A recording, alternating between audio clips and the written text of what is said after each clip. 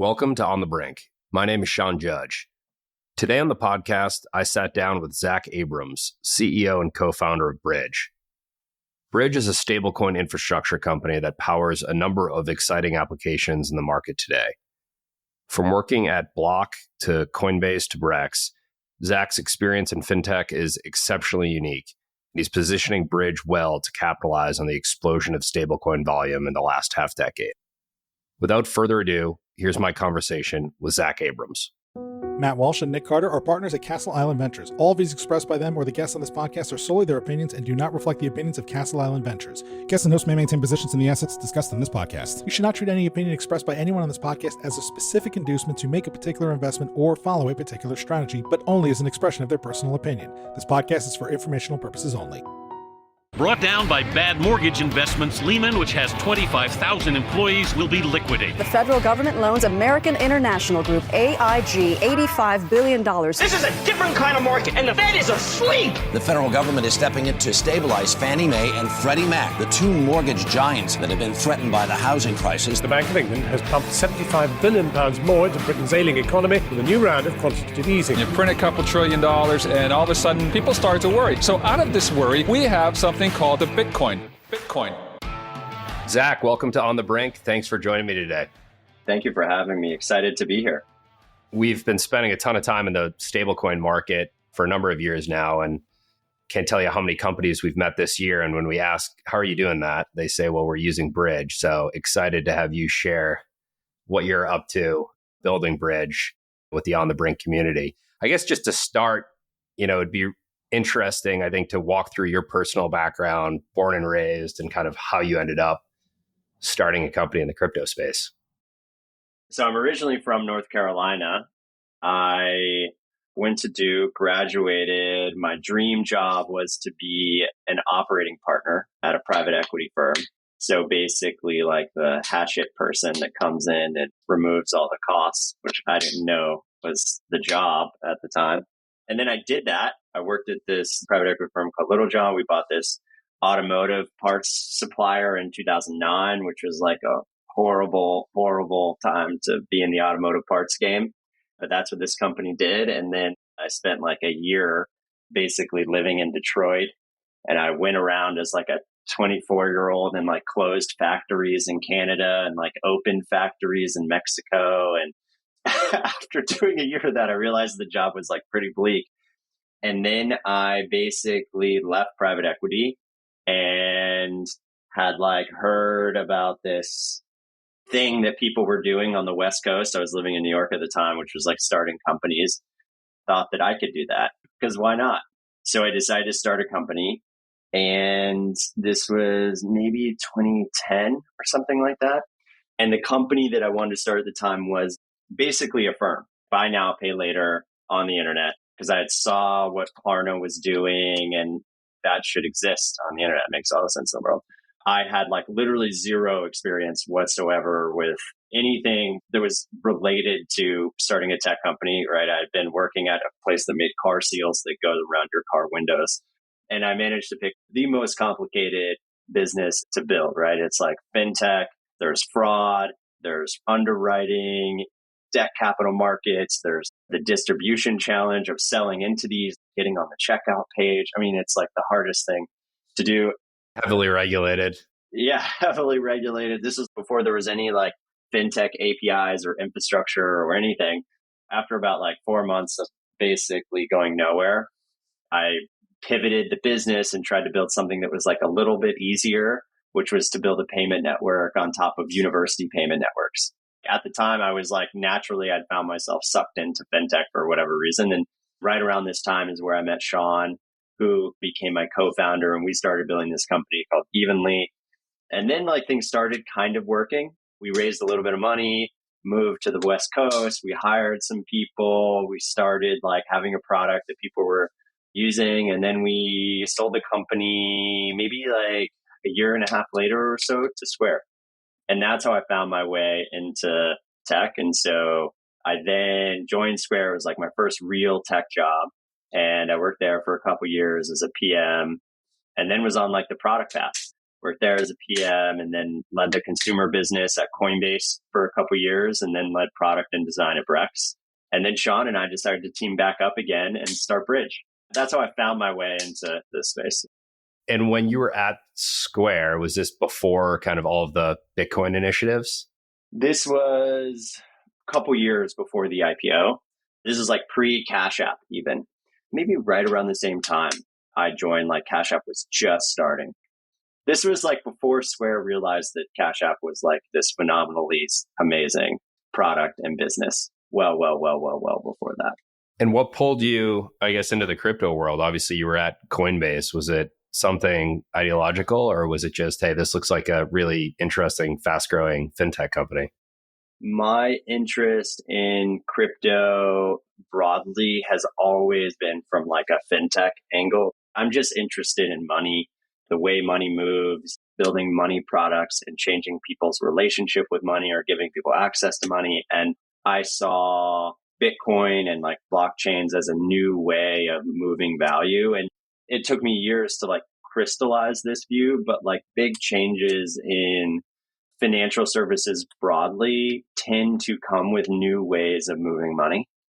As an example, the card was the last really big way of moving money. And out of the card created like a whole new set of enormously successful financial services companies, from Visa to Stripe to Brex, where I work. Blockchains and these digital assets are the same, right? Have created as much, if not more value than like all of fintech combined. And so I found myself drawn towards this like new medium for moving money. That's great. And what was it that led you to start Bridge, and what is Bridge? Along these same lines, our view was that stablecoins would become a primary means through which value would be moved, would be a core payment rail. The same way that cards are a core way of moving value, the way that ACH or SWIFT or SEPA or Pix or Spade or any of these payment networks are means of moving money. Stablecoins on blockchains are a way of moving money. And so we wanted to build a bunch of infrastructure that would enable people to move value with the same sort of performance and flexibility and so on with stablecoins and blockchains the way they do with all these other payment networks. We kind of started off trying to build, and we're really have continued down this path, building core payments infrastructure for this new medium of value transfer. And that's what we started on when we started the company, which was like 18 months ago. And we obviously went in like fits and starts because Terra Luna happened, which didn't impact us directly, but obviously changed perceptions of stablecoins broadly, and then FTX, and then SVB, and then the USDC depeg, and so on. Very interesting time to start a company would be about 18 months ago now.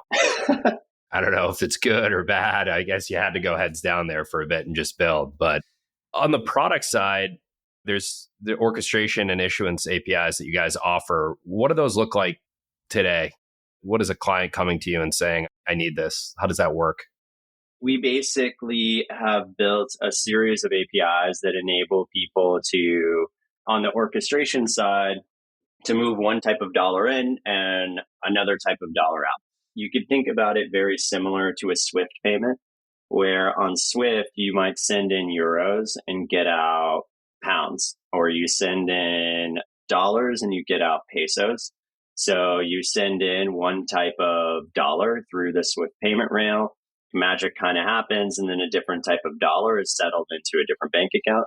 For us, we kind of do the same thing, but one or both sides are a stablecoin.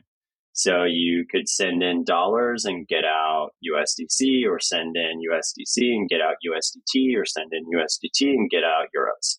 Those are the orchestration APIs. They're very low-level APIs, so anyone can embed them in their product in whatever way makes sense. Some use our APIs for infrastructure. They've built a card that enables people to spend stablecoin balances held in wallets. And so then they use Bridge under the hood to take those stablecoin balances, convert them, and settle them in dollars so that they can pay the card, pay all the merchants, and settle transactions associated with that card. or they can be user facing. So like a bank could integrate our APIs to same way a bank integrates ACH to be able to move money from one bank to another. They could integrate our APIs to be able to have a user deposit stablecoins with the dollars landing in the bank account as US dollars and so on. So there's a bunch of different ways in which those APIs are used today.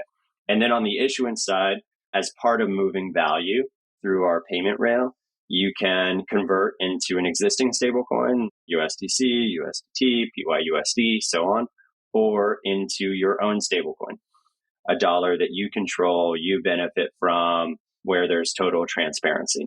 You could use our APIs to take in a bunch of different dollars, settle them as your own stablecoin, use that internally. Then when someone wants to spend, hit our APIs again to take your stablecoin, convert them into fiat or convert them into USDC to send out. You have the view then on the issuance side that there will be a lot more stablecoins than what exists today, it sounds like. So what do you think that world looks like? I think the distribution of stablecoins will kind of follow like a barbell type distribution, where at the high end, there will be a few really big, really successful, quote unquote, branded stablecoins like USDC, like Tether, like PayPal USD. There will be a few really big assets at the high end, large end of the market. There are just inherent network effects that make it such that there's probably only space for 4 to 10 or whatever, some relatively small number of these assets. And then on the other end, there will be thousands and thousands of other stablecoins that are used as settlement, primarily as settlement assets or internal assets. Let's say you're building a bank that's based on stablecoins. People are primarily going to send money into your bank via USDC or USDT or PYUSD because that's what people have. But then in terms of the reserves that you're sitting on and how you're custodying those balances, you could sit on all those funds as someone else's stablecoin, or you could programmably convert them into your own stablecoin. This has lower risk for you as an entity because you have total transparency over the reserves, and you could gain the economic benefits from those reserves now because you can access the yield. And then whenever your users want to send money back out, you could convert back into USDC. So through infrastructure like ours, you can remain compatible with the world of stablecoins that exist today. There's like the high end of the barbell distribution of stablecoins while gaining the economic benefits and the risk benefits of settling assets in a stablecoin you control. Outside of that banking or financial services use case, is it also something you think about in terms of brands? Starbucks jumps to mind. You have to prepay at this point. They have this huge balance of US dollars. Is there a world in which Starbucks or Starbucks-like companies will have their own? I think so. And I mean, in this respect, stablecoins are really not that different from prepaid cards. They're basically closed loop prepaid payment assets. And I think that there's a pretty clear use case, just like the same way there was a bunch of infrastructure to facilitate prepaid card issuance and spinning up these stored value accounts and so on. I think the same thing will be true here. Most of those will kind of be on the lower end of that barbell. Maybe Starbucks will be different. I don't know, but most of them will be in the tens or low hundreds of millions. The higher end is going to be in like the hundreds of billions or more. These are two huge categories, obviously, that you're servicing. But when you think about kind of 5 or 10 years from now, anything else on the product roadmap that you'd like to build at Bridge? It's hard for me to predict where the market will be in 5 or 10 years beyond like the belief that we have that there will be more of like everything, more payment volume, more stable coins, more people participating. I think that the market itself will change really dramatically over the next 5 years, though. Right now, the market for stable coins is primarily outside the US. If you're a person in the US or you're a person in Europe or what have you, you have access to a stable currency. You have access to tons of fintechs that have solved the inadequacies of whatever financial infrastructure that you use. There is very little value for you to use stablecoins today. unless you have to because you're trading on like a DEX or what have you. However, if you're outside the US and you're living in Latin America or Africa or Southeast Asia, and you want access to an asset that will maintain its value, or you need to pay suppliers and your suppliers only accept US dollars, but it's hard to access those fiat dollars, or you're looking for a payment rail to move value across borders that's cheaper, there's enormous benefits in stablecoins. So right now, the value primarily lies outside the US. And if you are a business or an entity that focuses solely on the US market or the European market, it's hard to come up with use cases that are really big and really beneficial. I do think that once there is stablecoin regulation and more fintechs, more financial institutions are able to participate in this space, that will materially change the types of customers that we serve and sort of the dynamics of the market itself, where the speed, where the economic benefits and so on of stablecoins, a whole new set of folks will be able to take advantage of them. That will require us to change the infrastructure that we built to serve some of those markets. I think like in 5 years, it's less about the products that we build. I certainly hope that we're pulling the space forward, but I think in 5 years, I really do believe this will be a core payment rail for settling and moving dollar-based assets like anywhere in the world. As more and more regulated entities participate, the infrastructure that we need to build will change. You know, if you had to explain to someone that was completely outside of crypto what you and Bridge and what stablecoins enable when you compare it to traditional financial rails, are there things that I'm missing? So it's speed, it's access, it's 24/7. There's another benefit of stablecoins that is getting like really deep into like fintech nerddom. With a dollar today, you have to pick how you use that dollar. So a dollar can be used for lots of things. It can be used for saving, it can be used for spending and so on. But generally today you have to pick.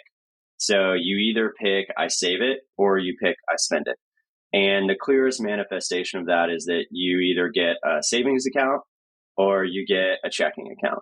The whole system is designed such that you have to pick one or the other. And that kind of makes sense. Everybody's grown accustomed to it. From a checking account, you can pay your bills and you get a debit card and it's meant for like high velocity of dollars. In a savings account, you earn some yield on your assets, but it really is not meant to send wires or do any of this stuff. One of the interesting dynamics of a stablecoin is you're able to take a dollar and save it. And what most folks do today is that means investing it in treasuries. But you're going to take a dollar and save it. And then you're able to get a transactional asset that you can use to spend. And so you're able to gain both benefits of a dollar via one asset. So you actually have a transactional asset that generates yield. And that's why like Circle or PayPal or Tether or whomever, they have all these transactional assets that are out there in the world that people using for whatever reason they want to use them. And then the underlying dollars are earning yield. It unlocks this whole world where you can have transactional assets that actually generate economic interest. And then in fintech specifically, the way most of fintech is built is on top of FBO bank accounts. So an FBO bank account, almost every fintech, if they store a balance, it's technically for the benefit of their customers. It's this bank account, and all the assets in an FBO bank account have to be held in cash. Well, if you build like the exact same infrastructure on stablecoins, now you can actually start generating yield from the underlying assets. And so there's a whole new set of benefits that can be unlocked as more infrastructure moves over to this asset. And then there's one other thing is like if you're a developer building on this, it is 1,000 times easier to build infrastructure on top of stablecoins than it is on top of like traditional fintech infrastructure where you have to build your own ledger because you actually get the ledger for free because you're using a blockchain. I think there's like a bunch of other benefits that will be unlocked too. You mentioned legislation around stablecoins. What are some of the regulatory hurdles required to run Bridge today? We're basically a core regulated financial services provider in the US, basically the same thing in Europe. We comply with all of the US regulations that are required to move and exchange value. And then we comply with all the European regulations that are required for us to move and exchange value. And we like very much sort of straddle this line between being like a core regulated financial services provider that then builds and operates a bunch of this digital asset infrastructure to sort of move value. So is there any proposed U.S. legislation relating to stablecoin bills or market structure that you think could help shape or catalyze Bridge? The market structure bill, I'm just less familiar with. There's also the stablecoin bill that seems like closer and much more directly relevant to what we're doing. I mean, I think the big thing that it does or could do is it provides like a clear legal framework through which folks can issue stablecoins, and it creates the regulatory oversight that companies need to use and transact using these assets. We want regulation, to be clear. We really want regulation because it is what will open up this market. To be more specific about it, like a bank, let's just say a bank could touch digital assets, could touch stablecoins. It's hard for a bank to hold stablecoins because there aren't clear legal requirements and legal guarantees as to like how the assets will be managed and what happens in the event that something bad happens, like a USDC DPEG. And so without the regulatory frameworks and some of the protections that like money market funds and other assets have, it's harder for lots and lots of value to move into these assets because there isn't the same level of trust and understanding. I guess when you reflect on the last decade plus of your experience in the fintech space, from Square to Coinbase to Brex, some of the more iconic fintechs of the last decade, what are some of the biggest lessons you learned from working at those places? One of the big things is how much all of those businesses have had to change in order to be successful. I look at it and like, oh, it was like predetermined that this thing would be successful. Square, for instance, was just a card reader.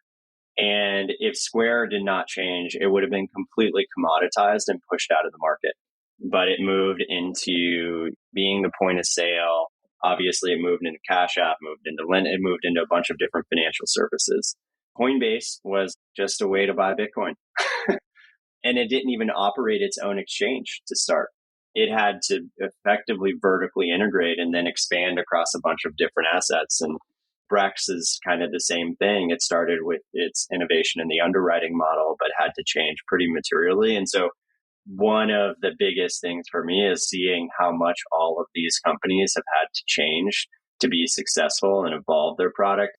Sometimes we talk about like product market fit as like a thing that you just have, and then it is like a wind in your sails, carries you for some period of time. But every one of these had some product market fit, but had to like build new things on top of it to really compound that value and be as successful as they are. I would say the other thing is it's just really hard building and scaling in financial services. And so the stuff that Coinbase had to overcome to build what it's built is phenomenal. And the same thing for Square and same thing for Brex. It's like playing a startup game on hard mode for sure. Well, Zach, this has been great. Any closing thoughts? Where can people find you and learn more about Bridge? Thanks for having me. And in terms of Bridge, our website is www.bridge.xyz. And then folks can find me on Twitter. I'm just at ZC Abrams, ABRAMS. And yeah, if you're at all interested in learning more about what we do or collaborating with us, just reach out to us on the website and we'll follow up. Awesome. Thanks so much, Zach. Thank you for having me. Thanks for listening to another episode of On the Brink with Castle Island. To find out more about Castle Island, visit castleisland.vc. To listen to all of our podcast episodes, please go to onthebrink-podcast.com or just click on the tab in our website. Thanks for listening.